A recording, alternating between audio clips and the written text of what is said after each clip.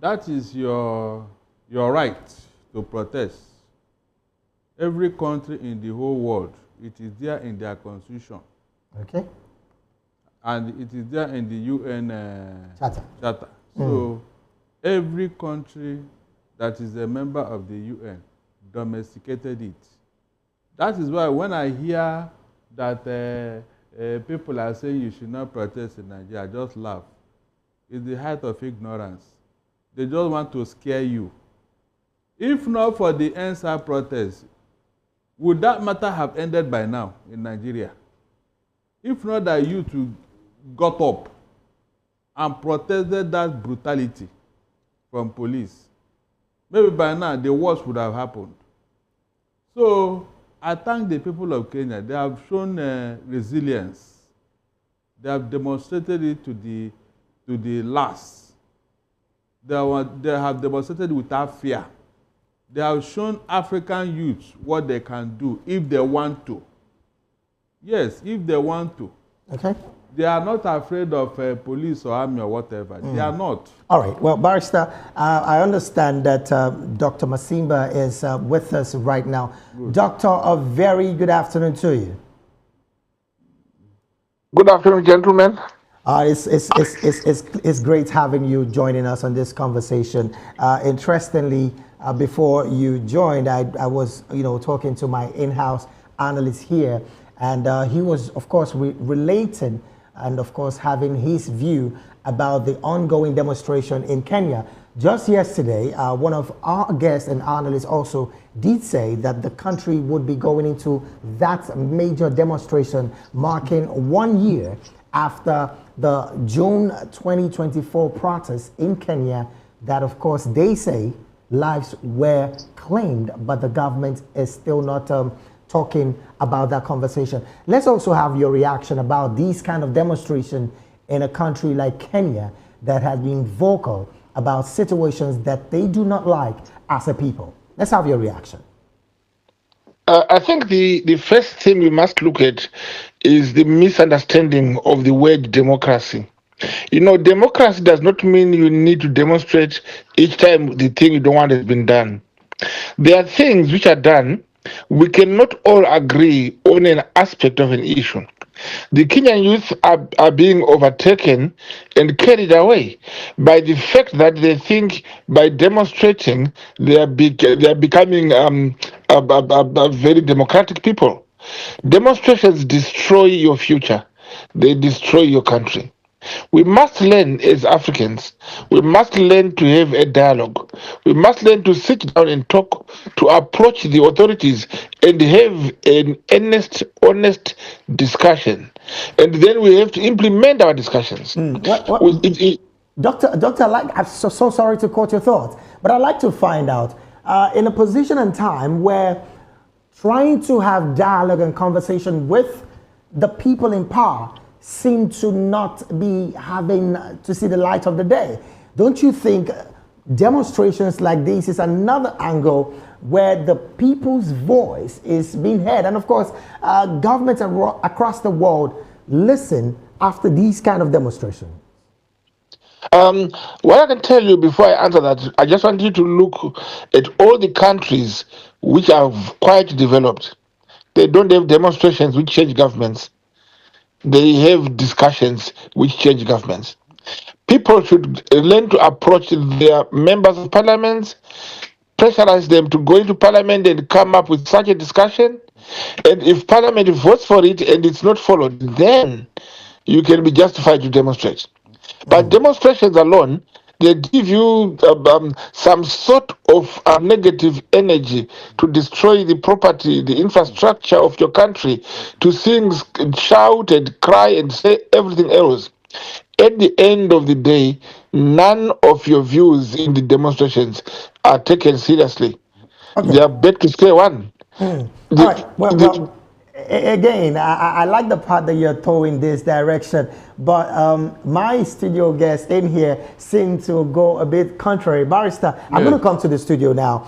Interestingly, as it stands, Dr. Masimba is clearly saying that demonstrations most of the time is being, well, I dare say, is being hijacked by the people who do not truly have the intent of demonstrating properly and having their voice lended. You were opposing when he was talking. Yes. Let's have your reaction. David, nobody wakes up to demonstrate. Nobody. Even the youth. Nobody wakes up to demonstrate. Go and check. The Western world will not be where they are today if their people did not demonstrate. True or false? When Rosa Parks decided to disobey a white man who wanted to take over her seat in a train ride, was it not where the human rights activity started in America? And then blacks got free. Is that not true? Right. If Martin Luther King did not demonstrate in America, would there be Martin Luther King Day today? I have a dream. So please, let us not. Africa have not done even 1/4 of what the Western world did before they got to where they are today. Africa, we are not. Some went to revolution for God's sake. But Barrister, the concern would be the fact that some people hijack these demonstrations and destroy facilities across the country. Yes, because that's what the government is asking for. If the government don't want demonstration, let them do the right thing. Because look, before demonstration, you and I know that dialogue has been going on, but they refuse to listen. Like the NSAS in Nigeria. Did you not see how long our youth to suffer the brutality of police before they went on rampage? Did you not see it? There is nobody that wakes up to do and they demonstrate. It is the government that to call it. They call African leaders are so wicked. They are so wicked. They don't know how to lead. I don't know how God gave us this type of species of human being. African leaders are the problem of Africa. They will steal money meant to develop the youth and their country. And you say they should not demonstrate. Mention any of them that is corrupt-free. We don't have good leaders in Africa. So demonstration should even have a base in Africa because that is where it is needed. Our leaders don't listen. They don't listen. Well, Barrister, again, I think I'm going to just stay with your last line. Demonstration seem to should have a base in Africa because according to him, he's saying that most African leaders do not listen at all. Dr. Masimba, at this point, the demonstration in Kenya, I know you're very aware of the situation of Albert Ojwang, who was murdered, or who was allegedly killed in police custody as a result of police brutality after autopsy had been carried out. I mean, looking at these conversations, Doctor, at this point, would you say that the Western world did better as well with demonstration to have gotten to where they are as against the conversation we're having of African leaders not listening to their people and their yearnings at the time as well? No, let me explain it and let me make it very clear. My learned friend, the barrister here, I didn't get his name, is very, very good in him being lost in what he's saying. The African culture has never been built through demonstrations. We respected our kings, we respected our chiefs, we respected our leaders. And our cultural system, our geopolitical system then was far much better until the West came to destroy it. So we cannot then take the demonstrations as serious as you want to believe. 99% of African demonstrations are being funded by the West and not by the Africans themselves. That's why I'm saying if we go back to our African political system, it is not a system of corruption. It is wrong for the barrister to say African leaders are evil. No, they are African puppets who are paid by the West. Those, we cannot call them African leaders. They are just Africans leading our countries. They are not African leaders. They are African puppets. Okay. We talk of African leaders like President Traore there. He's an African leader. And we talk of African leaders who had done far much better. I will tell you, we've got Comrade Robert Mugabe did very well in Zimbabwe, even though the West tried to demonize him. So in other words, demonstrations on their own do not make us Africans. It is actually a culture which has never been African. That's why you cannot demonstrate against your father. You cannot demonstrate against your headman or against your chief. You talk. And that's what makes us Africans. Barrister, Dr. Masimba, I'm going to come to you in a bit. Barrister, one major thing he said, and I'm taking to want to ask you this question is, we do not have African leaders. We have African puppets that are being pushed to us by the West. Now, looking at these conversations about respect and, of course, our leadership, he says he's coming from the path of culture. Do we see African leaders, the true African leaders, in the systems of Africa presently? Or are we truly seeing African puppets that are being imposed to Africans by the West? Why must you be told how to treat your people? Why must a white man come to tell you how to treat your people badly and you agree? The good leaders we have in Africa are gone. They are no longer available. Why should your own fellow man come and make you a puppet in your own country and you agree and you call yourself a leader? My dear, there is no excuse for such stupidity. No excuse at all. Look at what Mobutu Sese Seko did in Zaire that has never known peace today. All their money are in France. Look at what Idi Amin did in Uganda. Today, where is he? He died in exile in a miserable manner. So when they were doing all those things, the white man was telling them what to do and what not to do, and they agree. Are those people human beings? So why should I not sit down and allow them to be doing whatever they want to do? And they have disgraced themselves. That's why they are getting protests in Africa. That is it. If the Arab Spring did not happen, you know that there wouldn't have been changes in those countries. Is it not Arab Spring that brought some changes in their countries?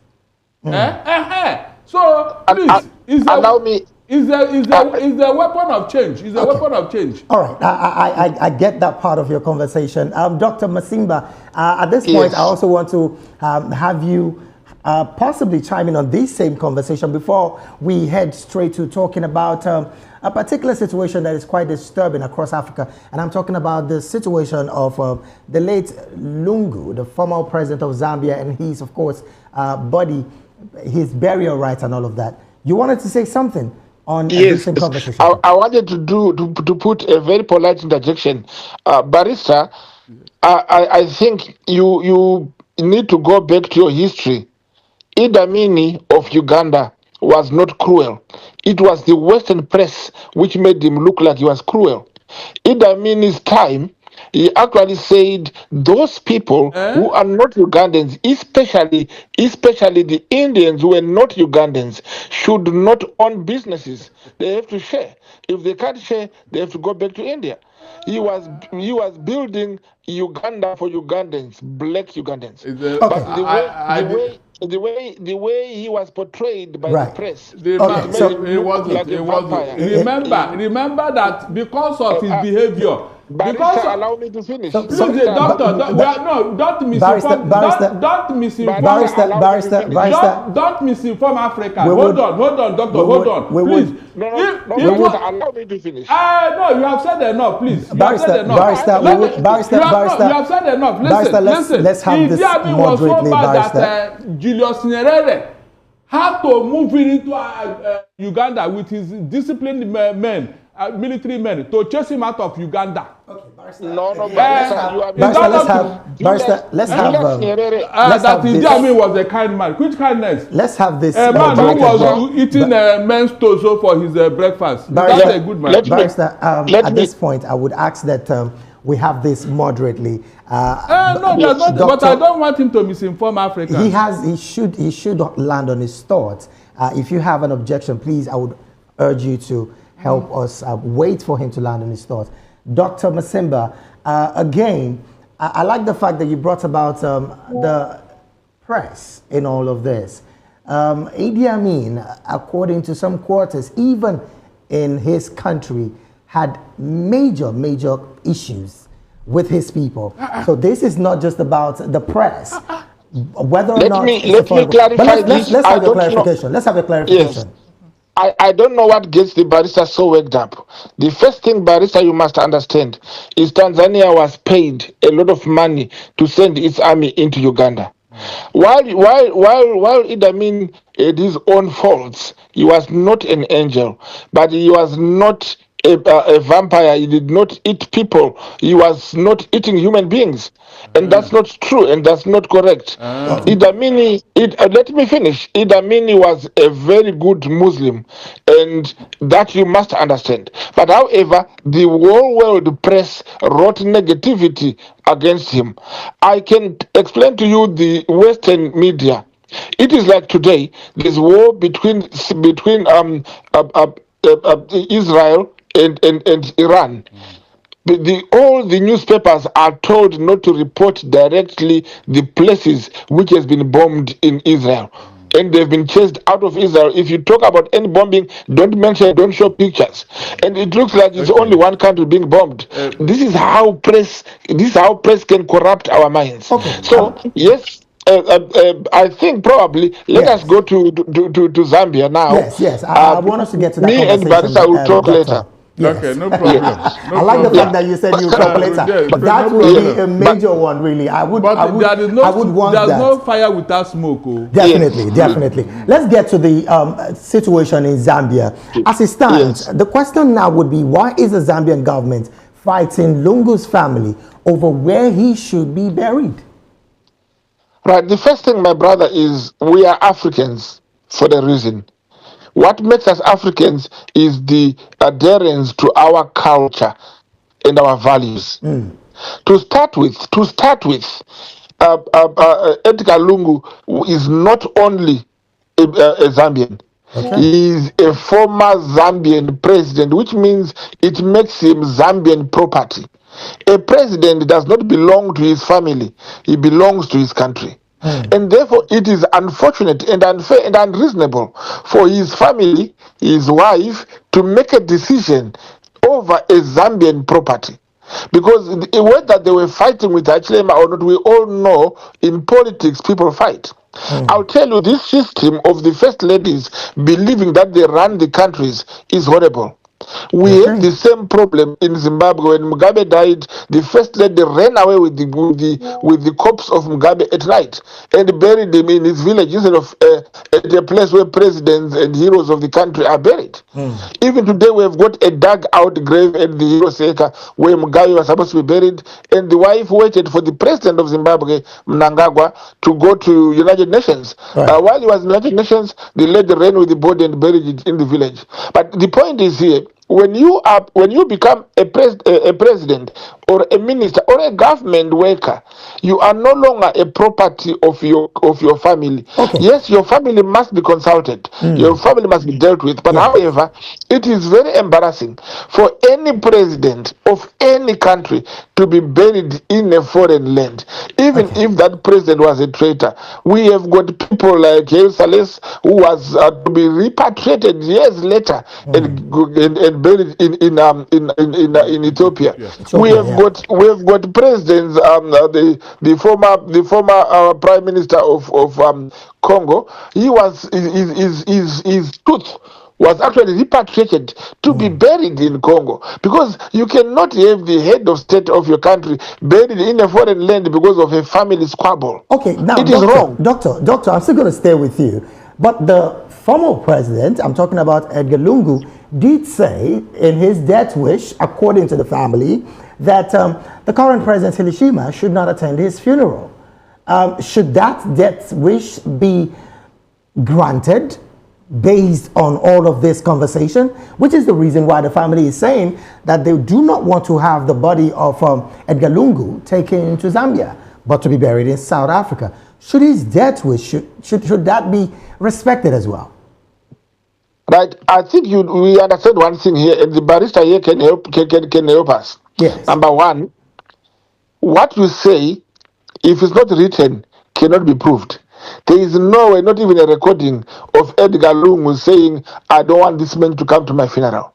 We know they were eternal enemies. We know they were rivals. Okay. We know they were fighting for the position of presidents. But now that Lungu is dead, the wife can say anything and say, that's what I was told by my husband before he died. Okay. But Lungu did not say, bury me in a foreign land. If he's to wake up today, he can be very angry and he can walk his body back to Zambia. Interesting. Nobody would want to be buried in a foreign land.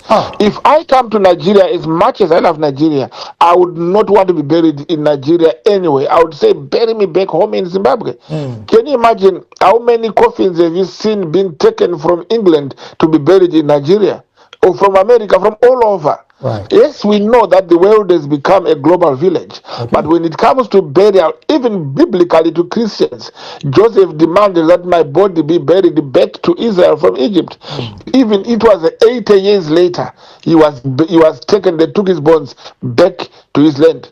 And that's why people would want to be buried in their villages. So in other words, my brother, the problem we are having here is that we are taking personal vendettas, family fights, and make them national fights. Okay, well, this is wrong. Let's move it back to the studio. Barrister, interestingly, you understand the crux of the conversation, but from all angles, what legal rights does the family of Edgar Lungu have over the funeral of a public figure like the former president Edgar Lungu? You have to consider, are there laws in Zimbabwe against these things? That is the first thing you have to look at. Against whether or not he should be buried anywhere? Exactly. Are there laws guiding what they are contesting for? If the laws of Zimbabwe is not very clear on this, especially for a figure like a president, the family can say, look, let us go and bury our own. Are you getting what I'm saying? Okay. But if the law says, look, every president is a state property, therefore, even in death, the state will decide where and when they will be buried. You don't have to contest it. The family are not more powerful than the government.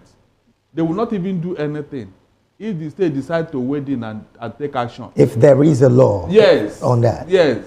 But if the family are interested, they can now say, okay, the state should assist us to bury our breadwinner, who was the president of this country. That is understandable. Like in Nigeria now, I don't think we have a place where presidents are buried in Nigeria. I don't think so. Okay. Maybe military, there is a military senator somewhere in Abuja or so. But presidents, from what I know and from what has happened so far, families bury their own. Okay. The one that have died, though. Now, Barrister, let's look at the path of personal vendetta on the path of former President Edgar Lungu and, of course, the current president. Is there the possibility that this kind of war between these two persons would be the only reason why the First Lady, the former First Lady, is taking this decision alongside the family members to bury the former president in South Africa? You know, women have a way of causing problem all over the world. Women. The First World War was fought because of a woman. Now, this woman that is saying all this, is there anybody to validate what she's saying? Is there somebody, or was she the only one the husband Same question doctor was asking. So, if there was no such thing, they should not listen, because it is not every death wish that should be obeyed, so that the living can have peace. Not every death wish that you should obey, so that the living can have peace. That woman wants to cause problem. What kind of enmity in death is that?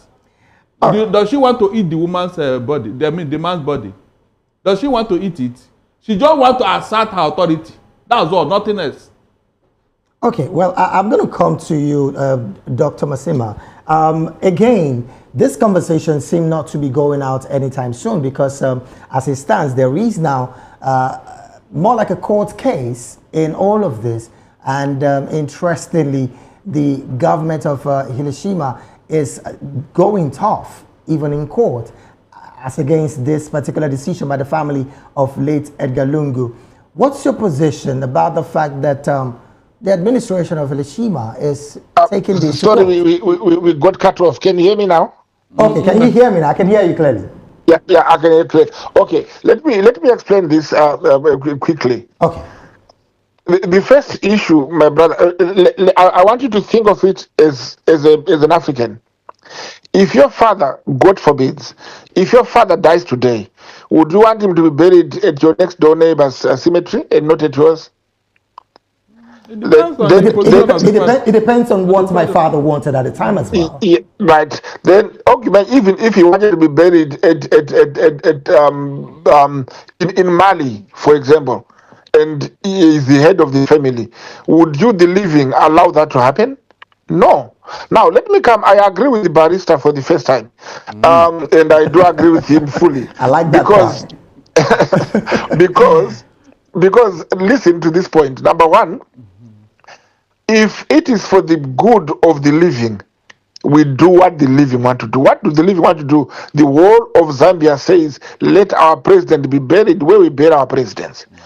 For further information, you need to realize that the grave for President Lungu was already dug and built, and it's actually ready to receive him. And it was done, and the family was allowing. So when everything was done, the grave was finished. Then the woman woke up one morning and said, "No, you are not giving me enough respect."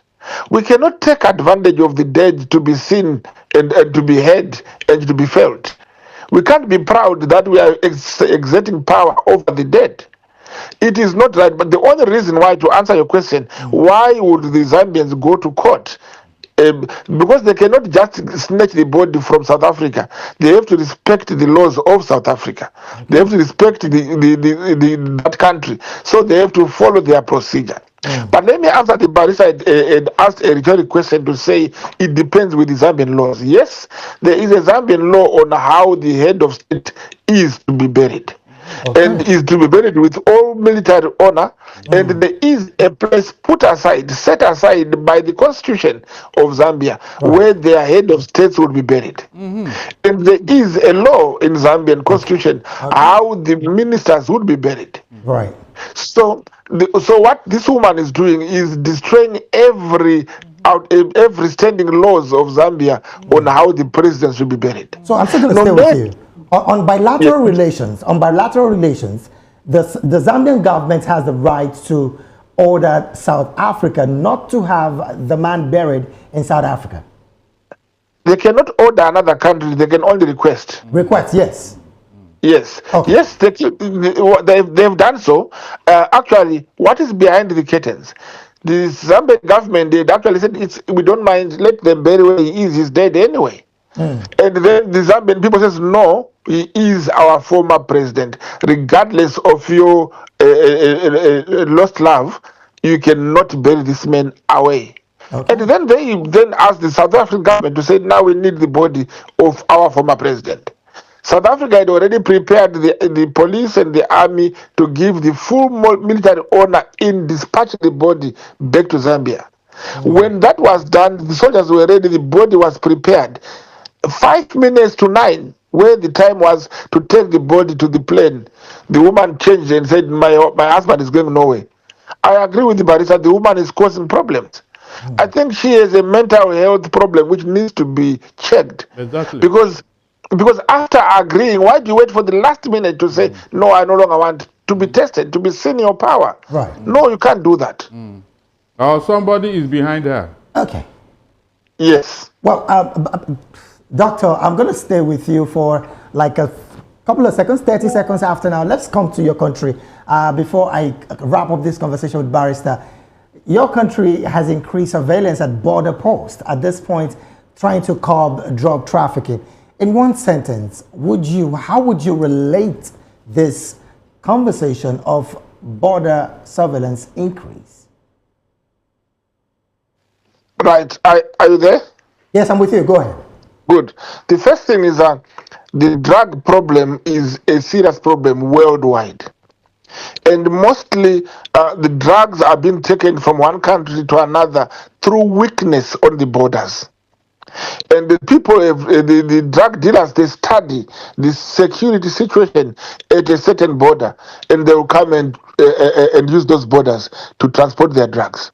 So it is actually a very plausible action to say we need to increase the surveillance on all the borders, not only on the border crossings, even inside the offices, because most of these drugs pass through the official people who are bribed to allow them in. So I think this is a very plausible point, and it is actually a point which other countries must emulate and follow in order to curb the drug use. All right, thank you so very much. Abuse. Thank you so very much, Dr. Barrister. Let me come to you in 30 seconds. Zimbabwe is increasing border control when it comes to drug abuse and trafficking. Your position? Yeah, you know the drug cartel? Yes. They are so rich. They are looking for weak countries, weak government to infiltrate. So if Zimbabwe have taken this route, I want them to sustain it. Because there's a reason why they have moved into this country. They have seen a weak border and a weak government. And with their money, they can compromise institutions and even government. And a proactive government like Zimbabwe is ready to curb it. Good. And they decide who will be the leader or who will not. So that is one of the weakest links here. This drug cartel, with their money, they can decide who will be president of a country and who will not disturb their business. So